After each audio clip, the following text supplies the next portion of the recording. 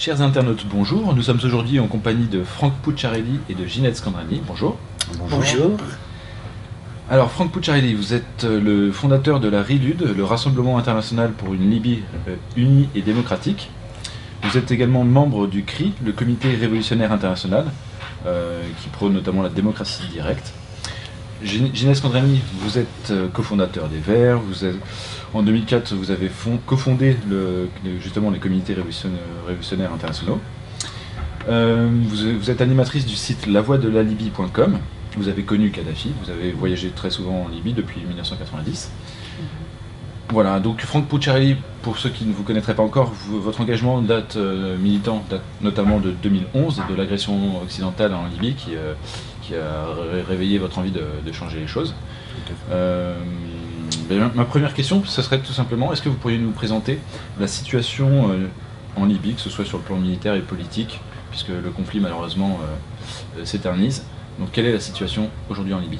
Alors actuellement, hormis le chaos qui règne et qui est largement rapporté par les médias, on a une situation qui est la suivante. Vous avez le gouvernement de Tobrouk, qui est reconnu par la communauté internationale, qui vient d'intégrer le général Haftar à l'armée nationale, qui ont pour mission de s'attaquer aux milices et aux groupes islamistes qui tiennent actuellement Tripoli, ainsi que Misrata, Derna et Sirte. D'accord, mais alors pour qu'on comprenne bien, quelles sont les principales forces en présence? Parce que je crois qu'il y a trois principales forces en présence. Est-ce que vous pourriez nous les présenter? Voilà, alors vous avez le gouvernement de Tobrouk reconnu et placé par l'OTAN lors de la guerre, enfin le coup d'État du 17 février 2011. Qui a abouti à la mort de Kadhafi. Qui a abouti, d'ailleurs, c'était l'objectif premier de cette intervention, était d'asséner la mort à Kadhafi. Donc ce gouvernement de Tobrouk, c'est ceux qu'on appelle les laïcs. Oui, en quelque sorte, oui. On peut dire ainsi. Par opposition justement à une des deuxièmes forces en présence qui sont les islamistes, donc les frères musulmans, donc les boucliers de la Libye, qui comprend les frères musulmans, Hasner al-Sharia, Daesh, et différentes milices, Al-Qaïda, ACMI, voilà. Donc très diverses, des groupes très disparates. Voilà, mais qui veulent imposer la charia comme doctrine première et essentielle en Libye. Globalement, ils sont quand même plutôt alliés. Ils sont alliés, de fait, oui, puisqu'ils se sont regroupés au sein du bouclier de la Libye. Et troisième force en présence, donc les tribus qui sont restées fidèles à Kadhafi. Tout à fait, tout à fait. Alors à peu près la Libye, c'est à peu près 2000 tribus, il y a à peu près 1500 tribus qui sont restées fidèles à Kadhafi. Et enfin, à travers Kadhafi, c'est surtout qu'ils sont restés fidèles à la Jamaria arabe libyenne. Voilà. Ouais, disons, il y a des grandes tribus, il y a les petites tribus. Des fois, les petites tribus sont constituées d'une dizaine de personnes, c'est tout. Puis il y a de très grandes tribus, comme la tribu de Zenten ou Saïe. Alors Zenten, non, Zenten, c'est à peu près 40 000 personnes. Vous avez les Warfala qui sont 1,5 million. Les Kadhafa sont à peu près 200 000. Vous allez les voir Shefana qui sont à peu près 400 500 000. Voilà, il y a quand même 5 grosses tribus principales et il y a des sous-tribus, donc ça représente à peu près 1500, qui se sont réunis en mai dernier, en mai 2014, à Al-Zazazia, donc dans la région de Warshefana, pour justement dénoncer l'illégitimité du gouvernement de Tobrouk, enfin, de ce qu'on peut appeler maintenant le gouvernement de Tobrouk. Voilà, et qui remettent en cause complètement la situation politique actuelle en Libye. D'accord. Alors, ce que vous m'expliquez, c'est que donc, si les politiques occidentaux et les médias occidentaux ont soutenu donc, les laïcs de Tobrouk, vous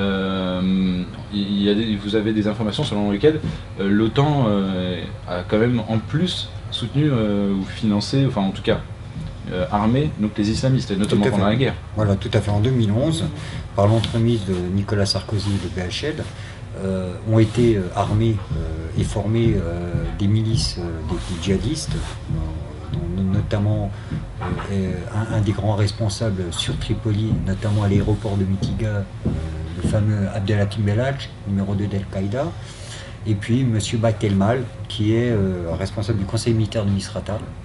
Donc pendant la guerre, les laïcs et les islamistes étaient alliés sous l'égide des Occidentaux en fait. Tout à fait, tout à fait. Donc les Occidentaux, que ce soit donc la France, le Qatar, la Turquie, ont armé ces groupes islamistes, ont renversé le gouvernement libyen et l'État libyen. Et à quel moment donc les islamistes et les laïcs n'étaient plus alliés et ont commencé à se faire la guerre? À partir des dernières élections qui ont lieu en juin, le 26 juin dernier, où ces derniers n'ont pas eu de représentation au Parlement, et là on a eu affaire à une scission, notamment avec la prise de Tripoli par les milices de Misrata et leurs alliés islamistes intégristes, donc Daesh, tous les groupes extrémistes, Hasner al-Sharia, qui sont d'ailleurs déclarés comme entité terroriste par les Occidentaux. Voilà, donc il y a une alliance de fait, et donc depuis, on va dire depuis le mois d'août, il y a le feu. D'accord. Et donc ceux qui gagnent du terrain, malheureusement, ce sont les, du point de vue de ceux qui soutiennent la Jameria, ce sont les islamistes, ce sont eux qui gagnent du terrain d'un point de vue militaire en ce moment? Tout à fait, parce qu'ils ont l'appui logistique, financier et militaire de la part du Qatar et de la Turquie, malgré l'embargo sur les armes. Alors on est dans un paradoxe, parce que ce sont des gens qui sont armés, qui sont soutenus financièrement, notamment par aussi le MI5, les services secrets anglais, qui ont facilité l'acquisition d'armes en juin dernier. Un bateau qui battait pavillon grec, qui est à Costa Misrata pour donner des armes, au niveau du gouvernement sœur, mais on sait, les réseaux libyens savent très bien que les Anglais sont à la manœuvre derrière. Donc ils ont des appuis des services secrets, y compris ces services secrets français, puisque la France a vendu aussi des armes à Misrata, et ces armes vont venir alimenter les milices islamistes qui sont fortement armées, pas du tout avec... alors on essaie de nous faire entendre que Kadhafi avait un arsenal militaire important. Il faut savoir que pendant le conflit, il y a eu plus de 95 000 bombes qui sont tombées, tout a été quasiment détruit. Il y avait des armes, quelques munitions qui n'étaient pas entretenues. Donc on a affaire à des milices qui sont très bien équipées, et ces équipements proviennent du Qatar, des Occidentaux. Donc c'est un peu un paradoxe. Alors vous souhaitez me voir pour me parler vraiment de l'urgence de la situation. Donc Ginette, je me tourne vers vous.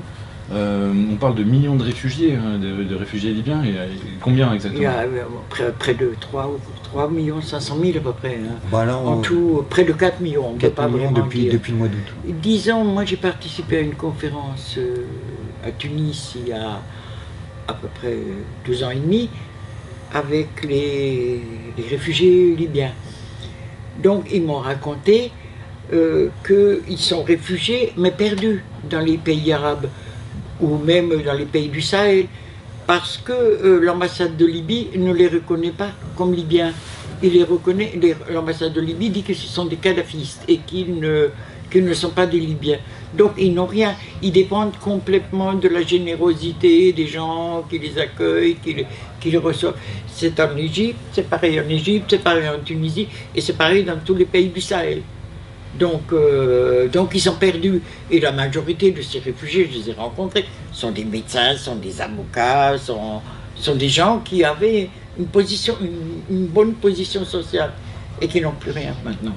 Donc c'est surtout envers ces réfugiés qu'il faut intervenir. C'est vrai que c'est énorme, c'est 3,5 millions de réfugiés. On est à 4 millions, on était à 3,5 millions au mois de juin. Donc les chiffres n'est pas bien vu, ce n'est même pas de la diaspora libyenne, c'est même du gouvernement libyen qui faisait état en mai dernier de la présence de 2 millions de Libyens sur leur sol, donc le ministre des Affaires étrangères tunisien de l'époque. Le gouvernement égyptien estime à peu près 1 million.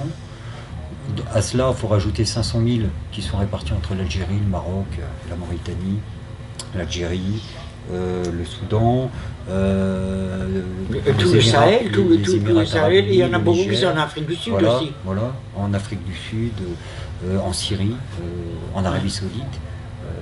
Voilà, donc on était à 3 500 000. Et depuis les événements du mois d'août, donc le conflit, la prise de Tripoli, les autorités tunisiennes ont recensé 450 000 Libyens qui sont rentrés en Tunisie mais qui ne sont pas ressortis. Donc on arrive à 4 millions, sur une population initiale de 6 millions d'habitants. Ce qui est, oui, la Libye n'avait que 6 millions d'habitants. Voilà, à cela il faut savoir qu'on a à peu près 500 000 Libyens déplacés de force en Libye.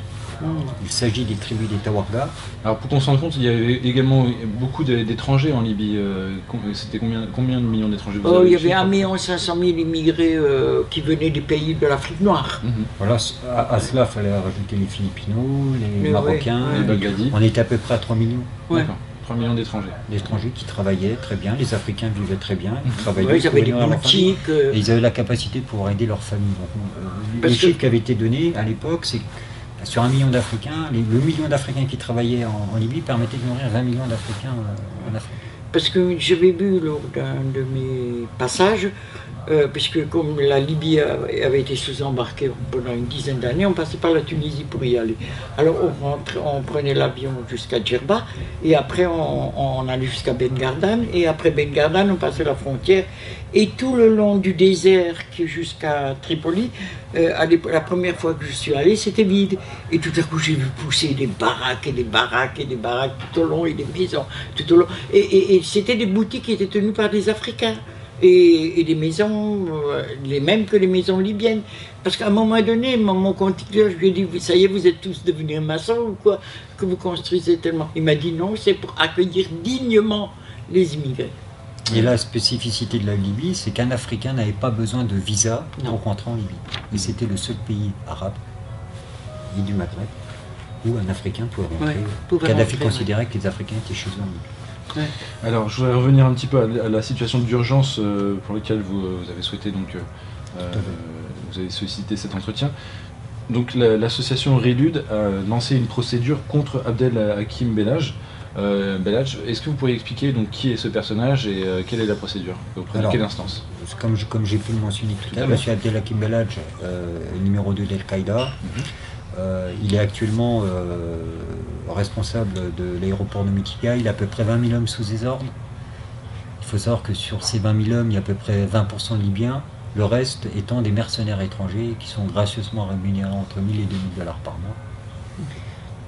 Il faut quand même le savoir. Donc ces mercenaires étrangers, ils sont des djihadistes en provenance de Tchétchénie, d'Afghanistan, d'Arabie Saoudite, de Tunisie, d'Algérie, des Soudanais dernièrement. Il a fait appel à 2000 mercenaires soudanais pour aider le bouclier de la Libye à prendre Tripoli. Le bouclier de la Libye, donc c'est le nom de l'alliance de tous les groupements islamistes. Hein. Tout à fait. Et qui inclut Misrata. Qui a été soutenu à l'époque par M. Bernard-Henri Lévy, je tiens quand même à le préciser. C'est quand même important. C'est vrai.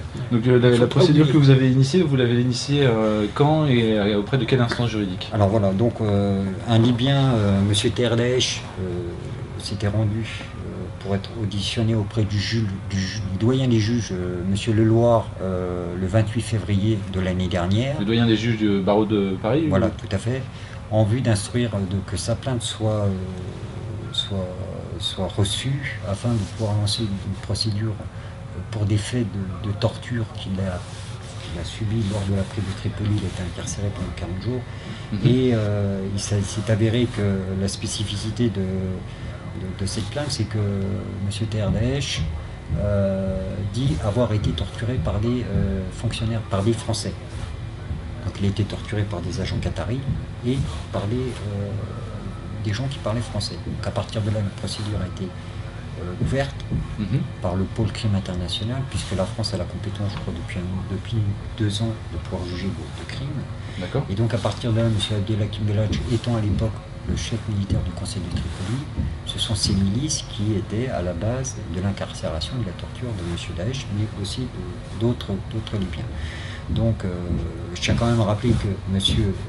Abdel Hakim Belhadj, malgré le fait que les autorités françaises étaient au courant qu'il y avait une procédure à son rencontre, a été reçu au centre IREMO à Paris. D'ailleurs, nous sommes intervenus, les membres des comités révolutionnaires, nous sommes intervenus pour dénoncer justement sa participation. Voilà, sa participation. Et, ça, c'était quand? C'était l'année dernière, c'était le mois de février. Fin février. Février 2014. Et pour lui poser des questions par rapport aux réfugiés, par rapport aux prisons, par rapport aussi aux millions d'Africains qui ont été assassinés parce qu'on les a pris pour des mercenaires. Ils avaient été dénoncés par des mercenaires. Et ce monsieur Belhadj est à l'origine de cette dénonciation. Alors vous avez déposé plainte quand? Eh ben donc la plainte est en cours d'instruction. Il faut savoir que des Libyens qui vont déposer plainte vont être entendus prochainement par des juges d'instruction qui ont été nommés et en vue justement d'incriminer notamment M. Abdel Hakim Belhadj et M. Baïtelmal, qui était lui par ailleurs le chef militaire du conseil de Misrata, puisqu'on va avoir des plaintes de personnes qui ont qui ont vécu. La plainte est en cours depuis 2014, presque 2013. C'est 2014. 2014. 2014. Et 2015, donc il va y avoir des auditions, peut-être tout à fait. peut-être un procès en 2016 ou Ouais, ça va prendre du temps quand même. Ça va prendre du temps. D'accord. Très bien. Alors vous me disiez également en préparant cet entretien qu'il y a des djihadistes français en Libye, plusieurs centaines. Alors, si vous me permettez, j'aurais voulu aussi revenir sur les 4 millions de Libyens exilés. D'accord. Puisque dans le cadre du RELU, nous sommes intervenus auprès de l'ONU à Genève, notamment du HCR, pour demander pourquoi depuis 3 ans le HCR et l'ONU refusaient d'accorder le statut de réfugié à ces Libyens. Parce que ces Libyens, pour l'essentiel, étaient des anciens fonctionnaires. Il faut savoir que l'ancien gouvernement libyen embauchait 2 millions de fonctionnaires. Donc ces gens étant restés fidèles à l'ancien régime, puisqu'ils considèrent que le gouvernement de Tobrouk ne représente pas du tout la volonté populaire, puisqu'il a été élu avec 250 000 Libyens qui ont voté sur 6 millions d'habitants. Donc le HCR aujourd'hui se refuse d'accorder, ne serait-ce que d'étudier ou de faire le moindre rapport sur la situation de ces 4 millions de Libyens. Donc je me suis rendu en Tunisie auprès du HCR, je me suis rendu à Genève auprès de la Commission des droits de l'homme, puisque le HCR refuse de nous recevoir pour traiter du sujet. Nous avons interpellé l'ambassadeur de France à l'ONU. Ce dernier nous a donné une fin de non-recevoir. Nous avons contacté la Commission des affaires étrangères et la Commission des droits de l'homme à Bruxelles et à Strasbourg, l'Europe, fin de non-recevoir. Nous avons contacté l'ambassadeur des droits de l'homme au Quai d'Orsay, fin de non-recevoir. Il y a une omerta sur la situation des 4 millions de Libyens. C'est complètement fou. Nous avons fait la démarche de contacter bien évidemment des ONG, notamment Amnesty International, qui se refusent de traiter le sujet. Donc nous avons une situation sociale catastrophique à l'encontre de ces Libyens. Pour preuve, 2 articles ont été faits, un par Isabelle Mandreau dans Le Monde en mai 2014 et par Libération en septembre 2014. Alors l'un où justement la journaliste du Monde a fait une enquête en Tunisie et confirme la présence de 2 millions de Libyens qui vivent dans des situations de grande précarité, et confirmé, une journaliste de Libération a confirmé la présence d'1 million de réfugiés libyens en Égypte, et la spécificité c'est qu'il y a à peu près plusieurs dizaines de milliers qui dorment dans les cimetières. Pardon, je n'ai pas compris. Qui dorment dans les cimetières. Il y a plusieurs dizaines de milliers de Libyens au Caire qui dorment dans les cimetières. Ah oui. Parce qu'ils ne savent pas où dormir. Oui, d'accord. Donc ces gens n'ont bien évidemment aucun revenu, puisqu'ils étaient fonctionnaires pour l'essentiel, n'ont aucun revenu, ils vivent de l'aide entre Libyens. Donc les enfants ne sont pas scolarisés depuis 2011. Problème de santé, problème d'argent, des graves, on peut imaginer tous les le drame social, les drames même sanitaires. Lorsqu'on interpelle l'ambassade de Libye, comme le disait Génie tout à l'heure, que ce soit en Tunisie ou en Égypte, ils considèrent que ces gens ne sont pas libyens, mais ils sont kadhafistes. Et puis il ne faut pas oublier que l'Égypte est quand même un pays où il y a énormément de pauvreté et de misère, ainsi qu'en Tunisie, voilà. Et c'est la population la plus pauvre qui les entraide. Ce qu'on appelait le printemps arabe, ça s'est traduit surtout par une beaucoup plus grande précarité à tous les niveaux. Surtout que la position des Libyens était quand même plus que confortable. Hein. Oui. Je tiens quand même à rappeler, je fais une petite parenthèse, les Libyens ne payaient pas d'impôts, il n'y avait pas de TVA, l'eau à usage domestique était gratuite, idem pour l'électricité. Le téléphone était gratuit, l'hôpital, les soins, l'éducation. Ouais, quand un Libyen se marie, il touche une dot de 75 000 $ de la part du gouvernement pour pouvoir acquérir soit un appartement ou une maison. Mais ça, on ne va pas y revenir dessus, parce que ça a déjà été pas mal dit sur les réseaux sociaux, sur les sites alternatifs. Si vous voulez, c'est très compliqué pour les Libyens, parce qu'ils n'ont rien demandé, ils se retrouvent exilés, ils n'ont plus aucun revenu, ils n'ont aucune aide. Alors que là, on a affaire, si vous voulez, moi j'assimile ces 4 millions de Libyens aux nouveaux Palestiniens, parce que personne n'en parle. Personne ne parle, il n'y a pas de reconnaissance, ne serait-ce ni au niveau des instances onusiennes, mais des ONG. Pas une seule ONG veut traiter du sujet. Et je voulais reparler d'Amnesty International, puisque ces derniers ont fait une campagne contre la torture au mois de septembre. Nous les avons contactés pour faire état de torture, parce qu'il y a à peu près 60 000 prisonniers politiques en Libye. Donc on a demandé... 60 000, c'est un chiffre énorme. C'est énorme. Avec des preuves vidéo, des témoignages, des certificats médicaux pour faire état de la torture actuellement. Sans droit, pas d'avocat, prison clandestine. Amnesty International s'est refusé, pensant que c'était pas, considérait que c'était pas une priorité. Vu l'insistance qu'on a pu avoir avec eux, qui se sont déchargés en disant que c'était Amnesty dépend de Londres, excellent, qui ne voulait pas traiter le sujet. Et comme on a été un peu virulent, ils ont effectivement traité de la torture 3 jours après sur leur site internet, de la torture en Libye, mais du temps de Muammar Kadhafi. Oui. D'accord. C'est une petite parenthèse. D'accord. Ok. Alors, j'étais en train de parler tout à l'heure des djihadistes français en Libye, donc vous me disiez qu'il y en avait plusieurs centaines. Tout à fait. Alors, il faut savoir que la résistance verte nous a demandé, à nous, membres des comités révolutionnaires en France, de transmettre des informations aux autorités françaises concernant la présence de djihadistes français sur le sol libyen. Combien, entre 200 et 300 À peu près. Alors, ces derniers sont localisés à Mitiga, donc à Tripoli, Mitiga, l'aéroport qui est sous contrôle d'Abdelhak Belhadj, à Sirte, qui est sous contrôle d'Asner al-Sharia, avec enfin, tout était positionné, les lieux, à Derna, à Derna, pardon, à Misrata, à Sirte, je crois que j'ai vu, voilà. Donc à peu près 200 Français en provenance pour l'essentiel de Syrie, parce que Bachar al-Assad ayant repris en juin dernier une bonne partie, il y a eu à peu près entre 2 et 3 000 djihadistes en provenance de Syrie qui se sont réfugiés en Libye. D'accord. Une dernière chose dont vous vouliez parler, c'était les attentats de Charlie Hebdo, puisqu'apparemment, d'après ce que vous m'expliquiez tout à l'heure, les services secrets des forces qui sont restés fidèles, donc à Kadhafi en tout cas, donc ce qu'on appelle la résistance verte, c'est-à-dire les héritiers de la Jamaïria, leurs services secrets auraient fait partie des nombreux services secrets qui ont prévenu la France qu'il y allait avoir un attentat sur le sol français. Tout à fait. Donc on m'a demandé de transmettre cette information à la DGSI. Ça c'était quand ?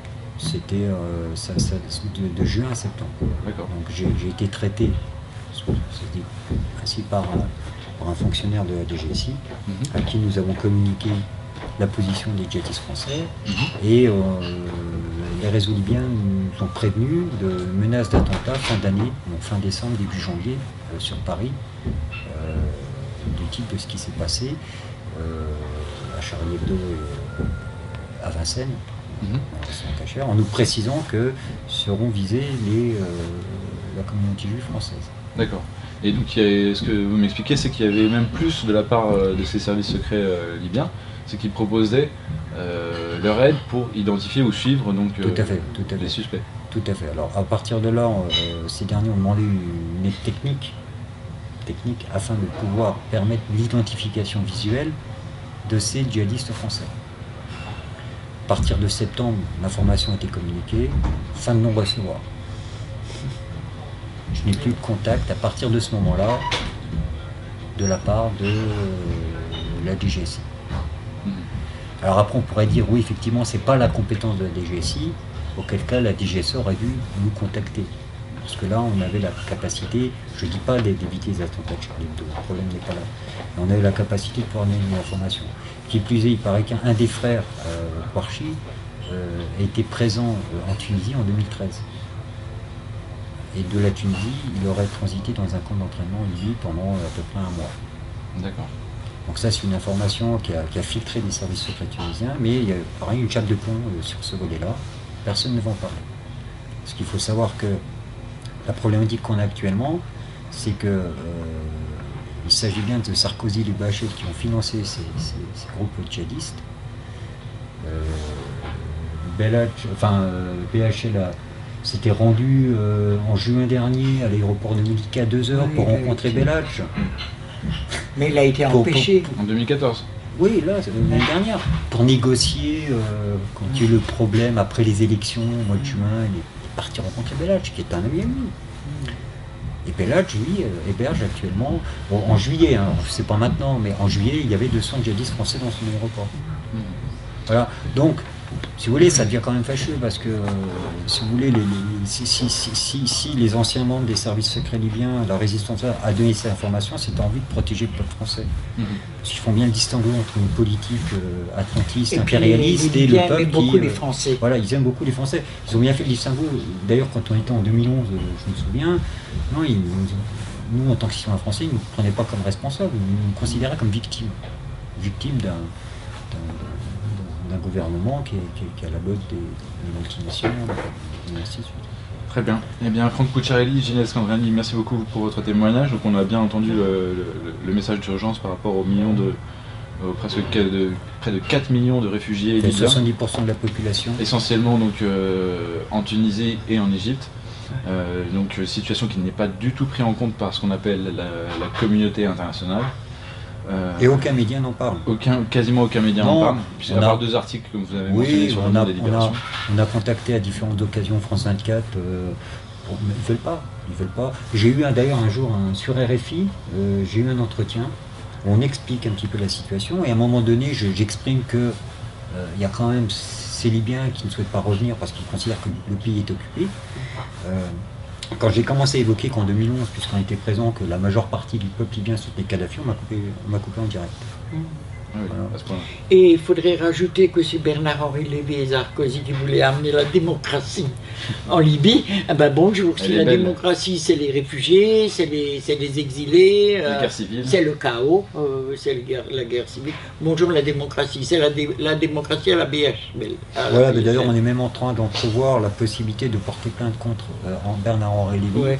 Parce que il a eu la bêtise d'écrire un livre, le Cémentobo, de faire un documentaire qui montre par là même la manipulation et le mensonge qu'il a proféré sur les médias, puisque maintenant on a des preuves qui émanent notamment de Gibril, qui en mai dernier, aussi une exilée libyenne qui... Gibril qui a participé, qui était le premier à rejoindre le CNT, donc l'opposition à Kadhafi, s'est exprimé en mai dernier sur Al Arabe pour dire que tout ça était un coup d'État, un complot, que Kadhafi n'a jamais donné l'ordre de tirer sur la population, qu'il était au courant, et qu'il l'avait fait parce qu'il pensait que c'était un intérêt pour lui pour la vie, mais qu'il avait fait une erreur. Donc le fait que Kadhafi maltraitait, bombardait sa population, c'est confirmé par un des premiers détracteurs de Kadhafi pendant les événements qui dit que tout ça est faux. Donc à partir de là, nous sommes en train de voir avec des avocats en quelle mesure on sera dans la capacité de pouvoir porter plainte comme M. Bernard-Henri Lévy qui nous a fait le coup au Kosovo, qui nous a fait le coup... Et aussi Sarkozy, pas seulement Bernard-Henri Lévy. Qui nous fait le coup actuellement en Ukraine, voilà. Bon. C'est un mot de groupe pour ceux qui n'ont pas vu, donc c'est vrai que c'est un peu mensonge, manipulation, et je rajouterais narcissisme aussi. Ouais. Un petit peu, oui. Parce que dire qu'il y a eu 6 000 morts à Fachloun, dans un grand quartier de Tripoli, quand je suis arrivé dans ce quartier de Tripoli en mars 2011, et que il y avait mon copain qui habitait là, et quand je lui ai demandé de visiter les morts, les cimetières, ou de voir le sang qu'il y avait dans les impacts de balles, comme on disait chez moi, il m'a juste dit, tiens, je crois que tu es en train de devenir sénile, parce qu'il n'y a pas un mort. Voilà. Et d'ailleurs, ça avait été confirmé à l'époque par l'ambassadeur de France qui était encore en place, qui avait dit que... Voilà, ça n'était pas vrai. C'était faux. Et c'était le quartier affairiste de Tripoli. Et d'ailleurs, quand Zemmour a essayé de relayer cette information sur un plateau à BHL lui a dit, faites attention, vous faites du révisionnisme. Oui, mais maintenant, je peux vous dire une chose, et vos auditeurs commencent, c'est BHL qui doit faire attention. Ouais, ouais. Il ferait attention, hein, parce qu'on a quand même pas mal d'informations. On a des éléments, on n'est pas seul, hein, on est une cinquantaine de militants à travailler sur ce volet-là. On est en train d'archiver, c'est très bien avancé. Donc, attention. Bon, et moi, je publie de temps en temps sur la voie de la Libye. Pas toujours, parce qu'il y a des choses que je ne peux pas avancer parce que je n'ai pas tout à fait des preuves. Mais vous pouvez consulter la voie de la Libye.com pour avoir des informations.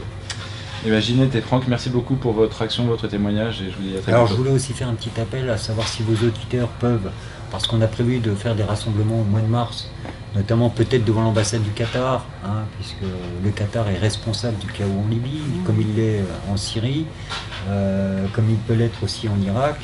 Et voilà, faire un appel pour que les gens se sensibilisent au problème libyen, qui est quand même grave. Nous sommes prêts à recevoir toute aide de la part de gens qui voudraient venir militer, qui voudraient venir peut-être ou des associations qui sont associations surtout africaines. Hein. Voilà, africaines qui pourraient nous aider justement pour mettre en lumière tout cela. Et puis qu'on ait un peu de monde quand on fait nos rassemblements, parce que la dernière fois on était une quarantaine devant l'ambassade de Libye. J'ai le sentiment que même la dissidence, comme elle se présente, aime à se présenter sur Internet, a complètement occulté la Libye. Je trouve ça grave, parce qu'il y a quand même 4 millions de Libyens qui sont en souffrance, il y a un peuple qui est en souffrance, c'est un pays qui a été détruit. La Libye était le pays d'Afrique qui avait le meilleur PIB, les Libyens vivaient bien, il y avait 500 milliards d'avoirs, Kadhafi a impulsé l'Union africaine, il a fait beaucoup pour l'Afrique, et là, les Libyens. Mais il y a sont les Africains qui eux-mêmes. s'en souviennent maintenant, qui Oui, mais ils en m'écrivent souviennent, sur la mais- voie de la Libye, mais ils se déplacent pas, c'est ça Non, mais le problème. voilà, c'est-à-dire qu'il faudrait quand même que maintenant il y ait une dynamique pour que. Mais il pourrait dire la même chose, c'est-à-dire que quand les Libyens, quand les Ivoiriens organisent un événement, il n'y a pas forcément beaucoup de Maghrébins qui viennent les soutenir. Non. Donc Mais les l'enjeu, Libyens, c'est il y a pas de les l'enjeu, c'est- Ivoiriens sont dynamiques. Si je Non, peux me mais permettre, l'enjeu, effectivement, c'est la convergence des luttes, bien sûr. Mais je pense qu'il ne faut pas être amer sur le fait qu'on, pour l'instant, On l'est un peu, parce que- malheureusement, on est un petit peu chacun dans son coin. Pour Oui, l'instant. mais justement, je crois qu'il faudrait cesser cela. Il faut, parce que l'ennemi est le même. Hein, on a affaire toujours à cet impérialisme atlantique. Alors pourquoi ne pas faire une marche unitaire justement, Justement, bien contre l'ingérence occidentale, Occidental, tout à fait. en unissant justement les Syriens, les Libyens, les Ivoiriens, etc. Je suis quand même à L'idée rappeler. qui est lancée, en tout cas, voilà. Voilà, parce que je tiens quand même à rappeler que les Libyens ne vivaient pas en France parce qu'ils n'avaient pas besoin de venir vivre en France. Ils vivaient très bien en Libye. On n'avait pas Donc, d'immigrés, Il lui. n'y a pas Il y avait d'immigrés libyens. d'immigrés, Il y a quelques centaines de Libyens en France. Vous voyez ce que je veux dire? Ils vivaient très bien en Libye. Ils avaient pas Et besoin c'était de que venir. des Donc étudiants. il n'y a pas une forte diaspora libyenne. Oui, mais ça n'empêche qu'une convergence des luttes, c'est quand même Non, mais tout à fait. important et que c'est bien de terminer sur un message d'espoir et positif. Complètement. Non, mais voilà. Bon, j'appelle quand même le jour où on fera des rassemblements, que les gens viennent aussi se mobiliser, viennent donner un coup de pouce. De toute façon, on en reparlera quand vous aurez la date précise. Bien Aucun sûr. souci. D'accord. D'accord. Merci D'accord. beaucoup. Merci beaucoup. Merci Jean-Pierre beaucoup. Raphaël. Merci. À très bientôt. À À bientôt. Merci.